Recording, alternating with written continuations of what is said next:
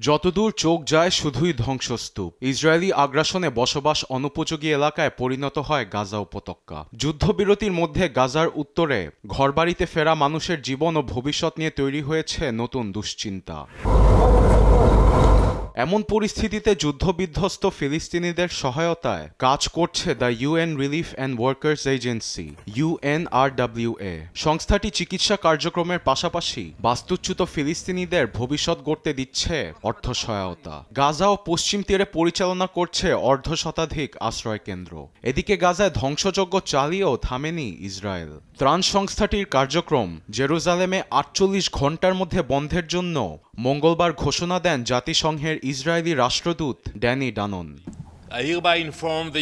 সংস্থাটি গাজায় নিজ কাজ করতে ব্যর্থ হয়েছে। কোথায় স্কুল, কোথায় হাসপাতাল। গাজায় বিলিয়ন বিলিয়ন ডলার নষ্ট হয়েছে। হামাস ও অন্যান্য সশস্ত্র সংগঠনগুলো এই সংস্থাটি তাদের নিয়ন্ত্রণে নিয়েছে। জাতীয় নিরাপত্তা হুমকির মুখে পড়ার জন্য সংস্থার কার্যক্রম আর ইসরায়েলে চলবে না। ২ দিনের মধ্যে অফিস বন্ধ করতে হবে। এমন পরিস্থিতিতে ইসরায়েলের কার্যক্রম বন্ধ হলে পুরো ফিলিস্তিনের প্রভাব পড়বে বলে মঙ্গলবার জাতিসংঘ নিরাপত্তা পরিষদে জানান UNRWA এর প্রধান ফিলিপ্পে লাজারিনি। সঙ্গে বক্তব্য দেন জাতিসংঘের ফিলিস্তিনি রাষ্ট্রদূত রিয়াদ মানসুর। বলেন, সংস্থাটির বন্ধের পিছনে গভীর ষড়যন্ত্র করছে ইসরায়েল। শিক্ষা, স্বাস্থ্য সহায়তা বন্ধ হয়ে গেলে সবাই গাজা ছেড়ে চলে যাবে। শরণার্থী ক্যাম্পে কেউ বেঁচে থাকতে পারবে না। ফিলিস্তিনিরা তাদের স্বাধীনতা, সার্বভৌমত্ব ও দেশ ত্যাগ করবে। কেউ ফিরে আসবে না। এখানে আর কিছুই থাকবে না। তবে ইসরায়েলের সিদ্ধান্তের প্রতি সমর্থন দিয়েছে যুক্তরাষ্ট্র।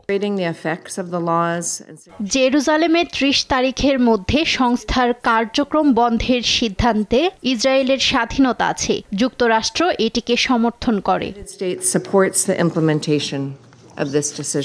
নিরাপত্তা পরিষদে ইসরায়েলি সিদ্ধান্তের বিরোধিতা করেছে রাশিয়া, দক্ষিণ কোরিয়া, চীন, যুক্তরাজ্য সহ অনেক দেশ। সিদ্ধান্তটি বৃহস্পতিবার থেকে বাস্তবায়ন হলে গাজায় বড় ধরনের বিপর্যয় দেখা দেবে বলে জানায় UNRWA। আরবেদ আফসার, নিউজ ডেস্ক, দেশ টিভি।